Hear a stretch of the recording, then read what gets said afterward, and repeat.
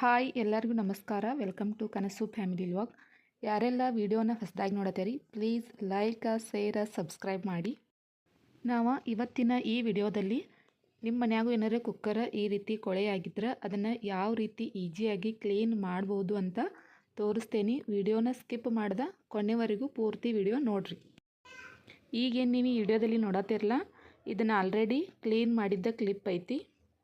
ಈಗ ನಾವು ಕುಕ್ಕರ್ನ ಯಾವ ರೀತಿ ಕ್ಲೀನ್ ಮಾಡೋದಂತ ನೋಡ್ಕೊಂಡು ಬರೋಣ ಬರ್ರಿ. ಕೇವಲ ಒಂದು ವಸ್ತು ಇದ್ದರೆ ಸಾಕು, ನಿಮ್ಮ ಕುಕ್ಕರ್ನ ಈಸಿಯಾಗಿ ಜಾಸ್ತಿ ಕಷ್ಟಪಡದೆ ಕುಕ್ಕರ್ನ ಈಸಿಯಾಗಿ ಕ್ಲೀನ್ ಮಾಡ್ಕೋಬಹುದು.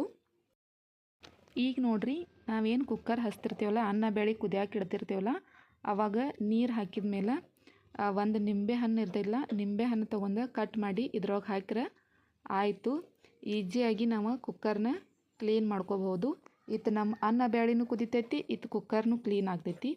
ನಮ್ಮದು ಜಾಸ್ತಿ ಏನು ಇದನ್ನ ಕಲೆ ಆಗಿಲ್ಲ. ನಿಮ್ಮದು ಏನಾದರೂ ಜಾಸ್ತಿ ಆಗಿರ 2 ದಿನ ಮಾಡಿರಿ. ಈ ರೀತಿ ಮಾಡೋದ್ರಿಂದ ಕುಕ್ಕರ್ ಈಸಿಯಾಗಿ ಕ್ಲೀನ್ ಆಗ್ತೈತಿ. ಈಗ ನಾನು ನಿಂಬೆ ಹಣ್ಣು ಕುಕ್ಕರ್ನಾಗ ಹಾಕಿದೆನು. ಕುಕ್ಕರ್ನಾಗ ಹಾಕಿ ಅನ್ನ ಬೇಳೆ ಕುದಿಯಾಕ ಇಟ್ಟಿನು. ಆನಂತರ ಸ್ಟಿಮ್ ಎಲ್ಲ ಆರಿದ ಮೇಲೆ ನೋಡ್ರಿ, ಕುಕ್ಕರ್ ಬಾಯಿನ ಓಪನ್ ಮಾಡಿ ಆನಂತರ ಒಂದು ಸಲ ನಾವು ಸೋಪ್ ಹಚ್ಚಿ ಕ್ಲೀನ್ ಮಾಡ್ಕೋಬೇಕು. ಈ ರೀತಿ ಕ್ಲೀನ್ ಮಾಡೋದ್ರಿಂದ ಜಾಸ್ತಿ ಏನೂ ಕಷ್ಟಪಡಲಾರ್ದ ನಾವು ಕುಕ್ಕರ್ನ ಈಸಿಯಾಗಿ ಕ್ಲೀನ್ ಮಾಡ್ಕೋಬಹುದು. ನಾವು ಅನ್ನ ಬೇಳೆ ಒಂದು ಕುಕ್ಕರ್ದಾಗ ಇಡ್ತೇವೆ, ಹಾಗಾಗಿ ನಾ ಅನ್ನ ಬಾಂಡೆದಾಗ ಹಾಕ್ತೇನೆ. ಕುಕ್ಕರ್ ಡಬ್ಬ್ಯಾಗ ನಾವು ಅನ್ನ ಮಾಡೋದಿಲ್ಲ, ಯಾಕಂದ್ರೆ ಕುಕ್ಕರ್ ಡಬ್ಬ್ಯಾಗ ಜಾಸ್ತಿ ಅನ್ನ ಚೆಲ್ತೈತಿ, ಹಾಗಾಗಿ ಬಾಂಡೆದಾಗ ಅನ್ನ ಮಾಡ್ತೇವೆ. ಆನಂತರ ಇದನ್ನ ಕುಕ್ಕರ ಒಂದು ಸಲ ಸೋಪ್ ಹಚ್ಚಿ ಸ್ವಚ್ಛ ತೊಳೆದ್ರಿ ಅಂದ್ರೆ ನಿಮ್ಮ ಕುಕ್ಕರ್ ಈಸಿಯಾಗಿ ಕ್ಲೀನ್ ಆಗ್ತೈತಿ. ಕುಕ್ಕರ್ ಕ್ಲೀನ್ ಆಗಿರ್ತೈತಿ ಅಂತ ಇದನ್ನು ಪದೇ ಪದೇ ಮಾಡೋಕ್ಕೆ ಹೋಗಬೇಡ್ರಿ.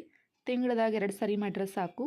ನಿಮ್ಮ ಮನ್ಯಾಗ ಏನಾರೇ ನಿಂಬೆ ಹಣ್ಣು ತಂದದ್ದು ಹಾಳಾಗ್ತಿದ್ದು ಅಂದ್ರೆ ಆವಾಗ ಕಟ್ ಮಾಡಿ ಕುಕ್ಕರ್ ಹಚ್ಚೋದು ಮುಂದೆ ಹಾಕ್ರಿ. ಕುಕ್ಕರ್ ಕ್ಲೀನ್ ಆಗ್ತೈತಿ. Thanks for watching.